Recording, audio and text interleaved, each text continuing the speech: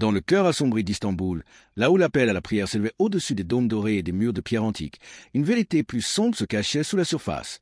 Sous la majesté des palais de l'Empire ottoman, où les cours de marbre étincelaient sous le soleil du matin, quelque chose de bien plus sinistre se déroulait. Imagine des couloirs pavés résonnant du bruit des chaînes de fer. Des femmes enceintes, des femmes qui auraient dû être célébrées comme porteuses de vie, avançaient lentement, les chevilles liées, le ventre lourd, les yeux vides. Chaque pas résonnait comme un compte à rebours, non vers la naissance, mais vers la mort. Ces femmes faisaient face à un choix impossible. Donneraient-elles la vie enchaînée dans la misère, ou mourraient-elles avec leur enfant à naître encore en elles, enterré, sans nom, oublié? Dans les cellules poussiéreuses, les bourreaux préparaient leurs outils avec une précision glaciale. Des lames courbes scintillaient à la lumière des torchers. Des cordes s'enroulaient comme des serpents. Des pelles encore lourdes de la terre du dernier tombeau. Rien ici ne symbolisait la pitié. Rien ici ne symbolisait la protection. Chaque outil murmurait la même promesse. La mort attendait. Mais ce n'était pas seulement un châtiment. C'était une cruauté transformée en article. Même le principe islamique destiné à empêcher le tort, la dara ou la dira, fut tordu, perverti en justification pour prolonger la souffrance. La miséricorde devenait tourment. La protection devenait prison. L'Empire ottoman était vaste, puissant, impitoyable. La parole du sultan était loi, à la fois divine et terrestre. Et dans cet empire, la grossesse ne protégeait pas les femmes. Elle les trahissait. Le miracle même de la vie, le cœur battant dans leur ventre, devenait une arme retournée contre elles. Pause, laisse le silence s'installer. Ces femmes n'étaient pas vues comme des mères. Elles étaient des pions. Leur amour pour l'enfant à naître devenait la chaîne qui les liait davantage. Leur douleur était étudiée, calculée, perfectionnée. Ce qui aurait dû être leur espoir devenait leur perte. Pour comprendre comment une telle cruauté pouvait exister, il faut entrer dans le labyrinthe juridique de l'Empire. La justice ottomane n'était pas simple, c'était une machine terrifiante forgée de deux pouvoirs. D'un côté, la loi islamique de la charia. De l'autre, les décrets impériaux du sultan, appelés canons. Ensemble, ils formaient un système où le sultan se tenait à la fois comme représentant de Dieu et juge suprême de la vie et de la mort. Dans ce système, les femmes enceintes se retrouvaient piégées dans un paradoxe mortel. Les juristes rédigeaient des lois censées protéger l'enfant à naître, mais non la femme qui le portait. Les documents distinguaient deux catégories de crimes. Les crimes dus, offenses considérées comme des péchés directs contre Dieu. Les châtiments tazir, punitions laissées à la discrétion du sultan. Et cette distinction scellait le destin de nombreuses femmes. Une femme enceinte condamnée pour un crime dû pouvait voir son exécution différée jusqu'après l'accouchement. Mais une femme accusée sous tazir, sa grossesse devenait un outil de tourment, créatif, minutieusement programmé pour un maximum de souffrance. Les chroniques ottomanes révèlent comment les juges utilisaient la grossesse non pas comme raison de clémence, mais comme occasion de guerre psychologique. Les érudits religieux débattaient sans fin du moment où l'âme entrait dans le fœtus. Mais leurs arguments n'étaient pas guidés par la compassion. Ils cherchaient à savoir exactement quand l'exécution pouvait avoir lieu sans complications religieuses. Imagine cela à débattre de l'animation du fœtus, non pour protéger la vie, mais pour programmer la mort. Imagine maintenant, une jeune femme est assise seule dans le donjon sous la tour de la Vierge. L'air est humide, dégoûtant des murs de pierre. Des rats courent sur la paille. Elle est enceinte de 6 mois. Chaque coup de pied de son enfant à naître est à la fois une bénédiction et une malédiction. Chaque mouvement dans son ventre lui rappelle que le temps s'épuise. Plus son enfant grandit, plus son exécution approche. La loi exigeait que l'exécution soit retardée jusqu'après l'accouchement. Mais ce délai était lui-même une torture. Ces femmes étaient maintenues en vie délibérément, nourries juste assez pour survivre, contraintes d'allaiter leur enfant enchaîné, sachant que le jour de la mort viendrait. Leur instinct maternel, fait pour protéger, devenait leur plus grand supplice. Un cas rapporté à Bursa raconte l'histoire d'une femme nommée Fatma Atin. Condamnée pour adultère alors qu'elle était enceinte de 6 mois, elle mit au monde son enfant enchaîné. Pendant 3 mois, elle l'allaita, lui chantant des berceuses dans l'obscurité glaciale, tout en sachant que la lame du bourreau l'attendait. Puis, un matin de février glacial, elle fut traînée dehors, son nourrisson hurlant dans les bras d'un parent réticent. Les registres mentionnent sa mort avec une froideur glaçante. Pour les scribes de la cour, ce n'était pas une tragédie, c'était la justice accomplie. Les Ottomans transformèrent la grossesse en équation. Les sages-femmes étaient convoquées non pour soigner, mais pour calculer. Elles mesuraient, observaient et rapportaient. Quand l'enfant naîtrait, quand la mère serait assez forte pour endurer l'exécution, et quand son lait se tarirait. La période postpartum, 40 jours de rétablissement, appelée Nifa, devenait un compte à rebours. Pour certaines femmes, c'était un compte à rebours vers la guérison. Pour ces mères condamnées, c'était un compte à rebours vers leur dernier souffle. L'attente les brisait bien avant que la lame ne touche leur cou. Elles s'attachaient à leur nouveau-né, l'embrassaient, le serraient contre elles, tout en comptant les jours jusqu'à ce qu'ils deviennent orphelins. C'était une cruauté plus exquise que tout fouet, tout feu, toute chaîne. Les communautés hors des prisons connaissaient ces horreurs. On murmurait des exécutions fixées non par la date de mort, mais par la date de naissance. Imagine un empire où les femmes craignaient que donner la vie ne les rapproche de la mort. Pour certaines femmes, le jeu macabre de l'attente n'était pas la fin. Non, l'Empire ottoman avait inventé quelque chose d'encore plus terrifiant, quelque chose qui transformait l'exécution en rituel et la cruauté en spectacle. On appelait cela le dirim, l'enterrement vivant. À l'ombre de la mosquée bleue, sous la terre où les pèlerins avaient autrefois prié, circulent des murmures de tombes sans nom. Elles contiennent les corps de femmes, beaucoup encore vivantes lorsque la terre se refermait sur leur visage, leurs enfants à naître bougeant encore dans leur ventre. C'était la peine la plus terrifiante de l'Empire. Réservée aux crimes que l'État déclarait impardonnables, adultère de femmes mariées, accusation de sorcellerie, trahison ou même apostasie. Des crimes réels ou non, mais la punition, elle, était absolue. Les archives ottomanes décrivent le processus en détail. Les terrains d'exécution étaient creusés hors d'Istanbul, préparés comme des bouches ouvertes dans la terre. Les fosses étaient inclinées pour que les condamnés voient ce qui les attendait. Imagine te tenir là, le cœur battant, ton enfant donnant des coups dans ton ventre, tandis que tu fixes la tombe qui va bientôt t'engloutir vivante. Des religieux supervisaient tout. Ils récitaient des versets du Coran sur la justice, sur le châtiment des pécheurs. Ils offraient aux femmes une ultime chance d'avouer. Mais rien de ce qu'elles disaient ne pouvait changer l'issue. La tombe était prête. La terre attendait. Pause, laisse l'horreur s'installer. Les fouilles archéologiques révélèrent plus tard des squelettes enterrés dans des positions tordues, les bras repliés vers le haut, les mâchoires figées dans des cris silencieux. Ces femmes étaient conscientes jusqu'à leur dernier souffle. Ce n'était pas le chaos, c'était calculé. Un rituel conçu pour briser non seulement la condamnée, mais aussi la communauté témoin. Le rituel commençait par les religieux jetant la première poignée de terre. Puis venaient les fonctionnaires de la cour, chacun contraint de participer. Enfin, peut-être la part la plus cruelle, des membres de la communauté étaient forcés de rejoindre l'acte. Des voisins, des anciens, parfois même des enfants. Ils jetaient de la terre sur des femmes avec qui ils avaient partagé des repas, priaient, rient. Et ce faisant, ils devenaient eux-mêmes complices de l'exécution. Les témoignages de diplomates européens confirment ces horreurs. En 1585, l'ambassadeur vénitien Gianfrancesco Mosini écrivit avoir vu une femme enceinte enterrée vivante. Il décrivit ses cris étouffés résonnant encore après que son visage eut disparu sous la terre. Il quitta Istanbul bouleversé, affirmant qu'une telle cruauté défiait la compréhension. Même certains officiels ottomans furent brisés par ce rituel. Les journaux de la cour révèlent que certains supplièrent à être transférés, incapables de supporter un nouvel enterrement vivant. Mais la machine de l'Empire exigeait le silence. Ceux qui résistaient risquaient de partager le même sort que les femmes qu'ils plaignaient.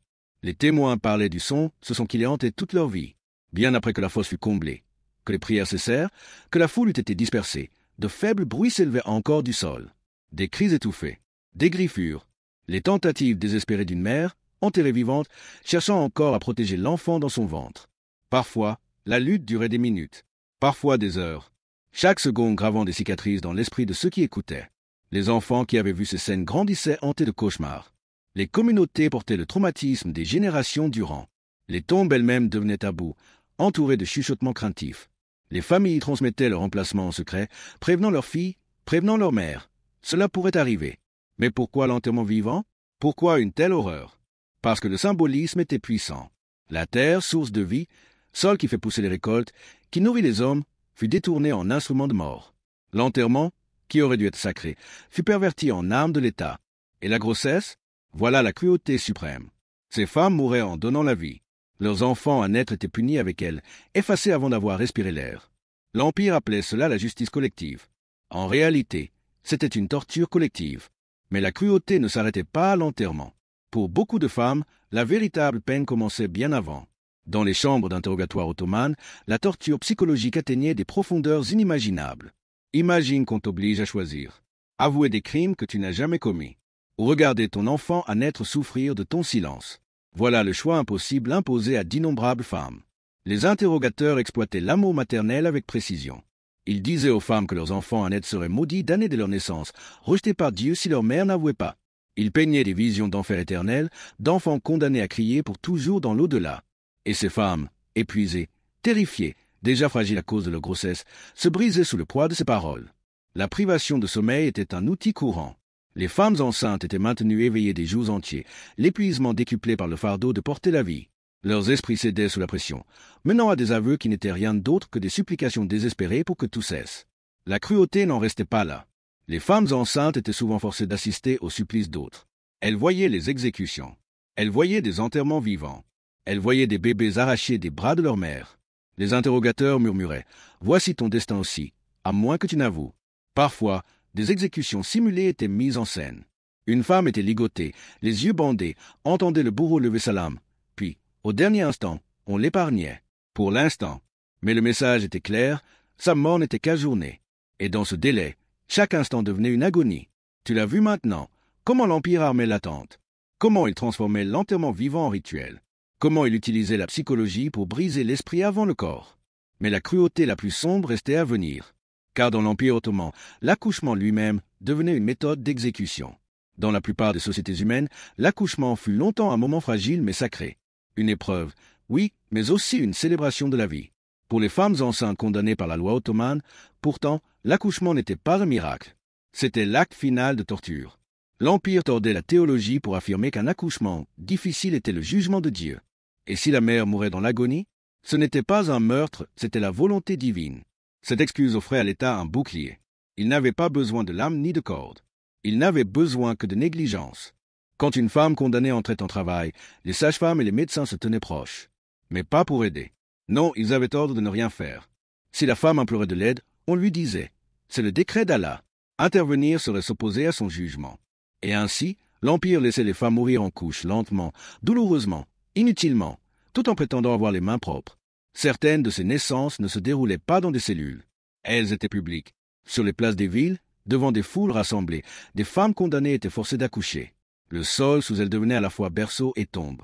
Un document rapporte le cas de Hati Satin, à Bursa, en 1612. Accusée d'adultère alors qu'elle était enceinte, elle fut traînée sur la place publique au moment du travail. Les complications ne tardèrent pas. Toute sage-femme aurait pu la sauver. Mais aucune n'en eut le droit. À la place, les officiers restèrent immobiles, récitant des prières tandis que ses hurlements déchiraient l'air. Elle mourut en donnant la vie, son enfant arraché de son corps sans vie. La foule fut contrainte de regarder. On prit les présences pour s'assurer que personne n'osait détourner les yeux. Et Hatice n'était pas seul. Les archives judiciaires relatent de nombreux cas similaires à travers l'Empire, Andrinople, Bursa, Istanbul, où les taux de survie étaient proches de zéro. Ce n'étaient pas des accidents.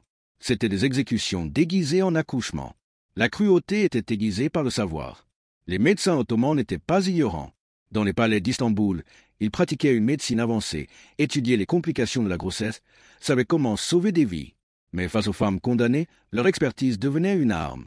On les consultait non pour protéger les mères, mais pour calculer leur souffrance. Ils déterminaient quand le travail commencerait, combien de temps la mère pourrait survivre et à quel moment l'exécution déguisée en naissance devait avoir lieu. Les sages-femmes aussi étaient contraintes de participer à cette cruauté. Menacées de châtiment si elles tentaient d'aider, beaucoup cédèrent sous la pression et abandonnèrent leur métier. Une pénurie de soignantes se répandit dans l'Empire, une blessure infligée non seulement aux condamnés, mais à toutes les familles cherchant plus tard des soins.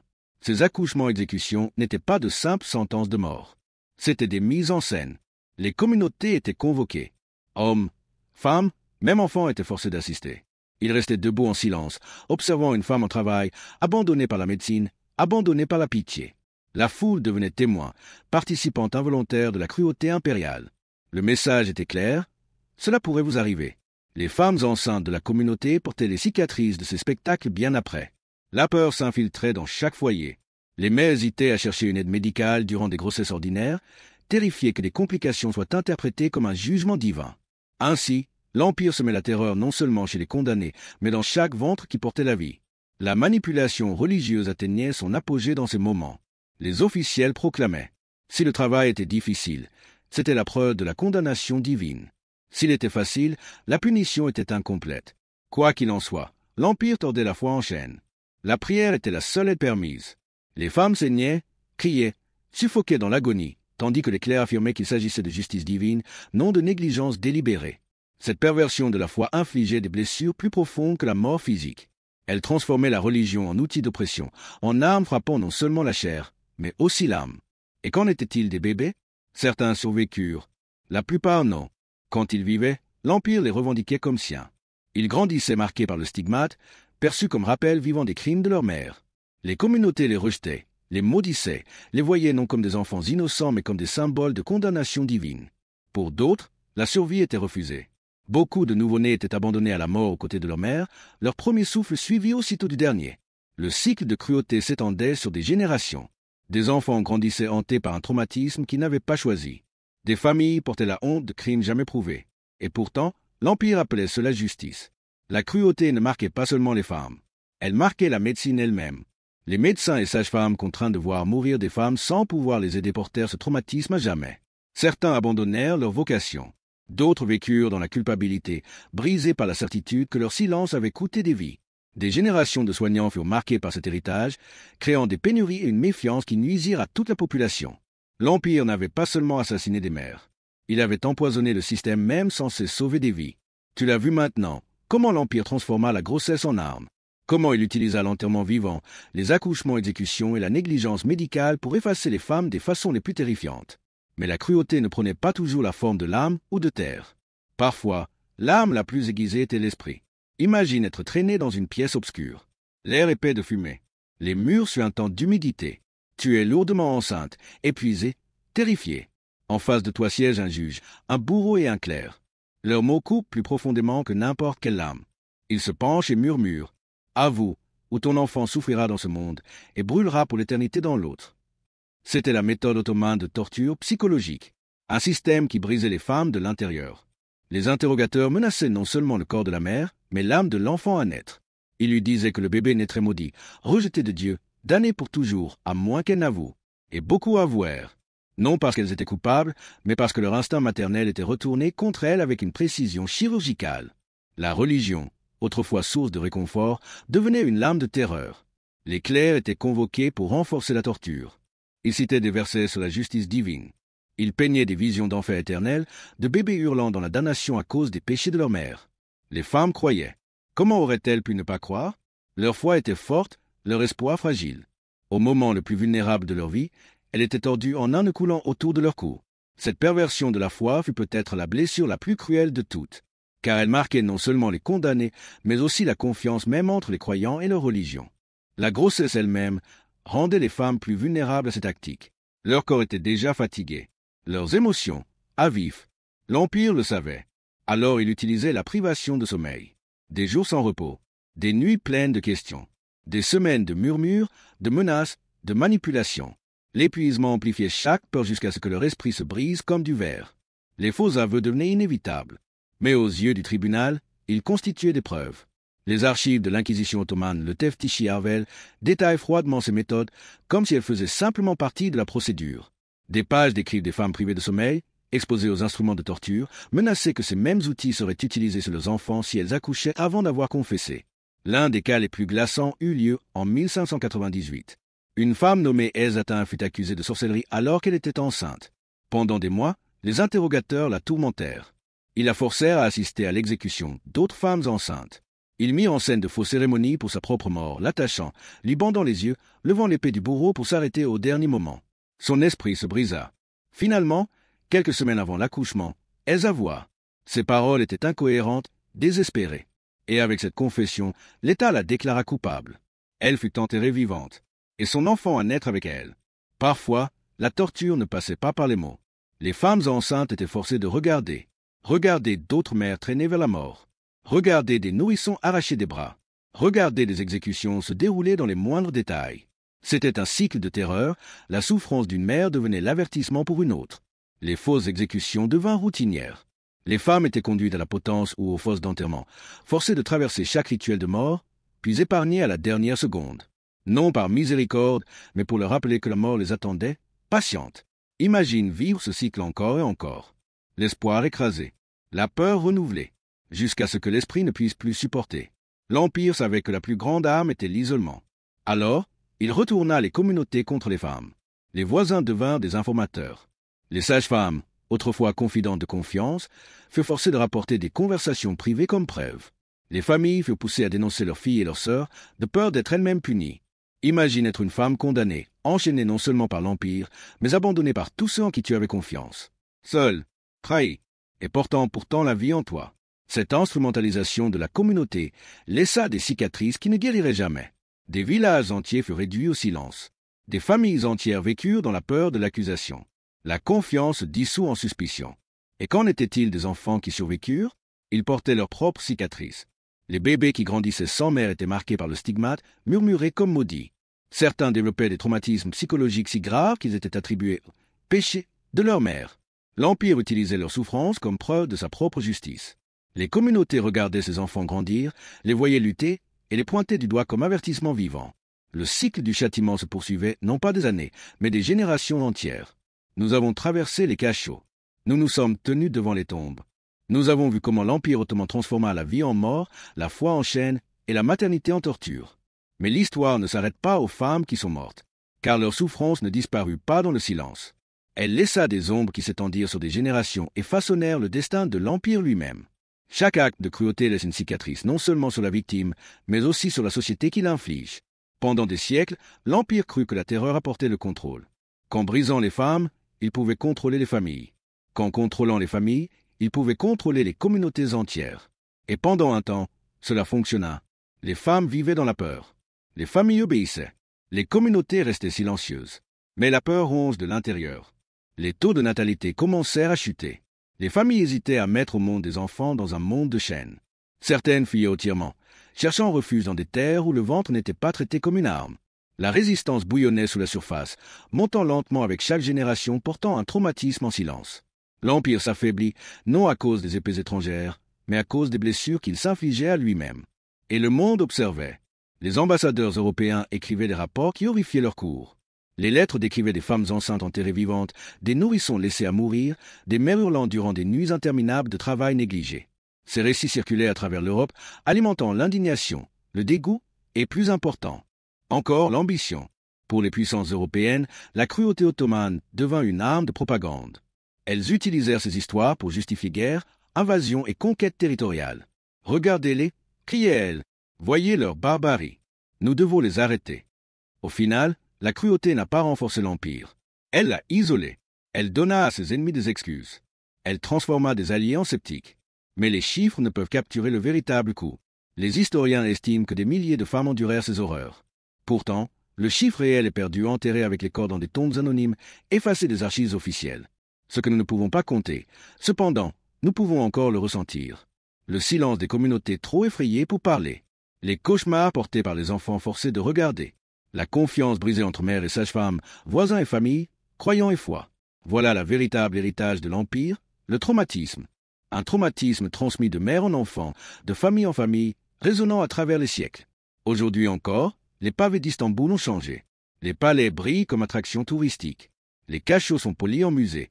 Mais si tu écoutes attentivement, sous les rires des foules, sous les pas des voyageurs, certains disent qu'on peut encore les entendre. Les cris étouffés de femmes enchaînées. Les battements de cœurs d'enfants qui n'ont jamais vu le jour. Les murmures de mères priant, sachant que leur prière ne serait jamais exaucée. L'histoire peut essayer d'oublier. Les pierres peuvent être rebâties. Les noms peuvent être effacés. Mais les voix demeurent. L'histoire de ces femmes n'est pas seulement celle du passé. C'est un avertissement pour le présent. Car chaque société est confrontée à la même tentation, la tentation de laisser le pouvoir sans contrôle. De tordre la loi, la foi et la médecine en instruments de domination. De voir les plus vulnérables non comme des êtres humains, mais comme des instruments, des exemples, des pions. Les Ottomans n'ont pas inventé la cruauté, et ils ne furent pas les derniers à l'utiliser. La véritable question est, qu'est-ce qui nous empêche de la répéter? Quelle garantie protège les vulnérables de notre temps? Qu'est-ce qui empêche gouvernement, religion et loi de transformer à nouveau la vie en chaîne? Et à quelle vitesse pourrions-nous retomber? Si la peur, le silence et le pouvoir absolu restaient sans opposition, l'Empire croyait être éternel. Ces sultans croyaient parler avec autorité divine. Ces tribunaux croyaient que la cruauté était la justice. Mais les empires s'écroulent. Les palais tombent. Les chaînes rouillent. Ce qui survit, toujours, ce sont les voix des opprimés. Ces femmes n'ont peut-être pas de monuments. Elles n'ont peut-être pas de tombes marquées de leur nom. Mais leur souffrance a façonné l'histoire. Leurs histoires demeurent des avertissements gravés dans le silence. Et tant que nous nous souvenons d'elles, tant que nous racontons leur histoire, nous résistons à la cruauté qui les a consumées. Car l'histoire n'est pas seulement ce qui s'est passé, elle est aussi ce qui pourrait se reproduire, à moins que nous ne choisissions une autre voie.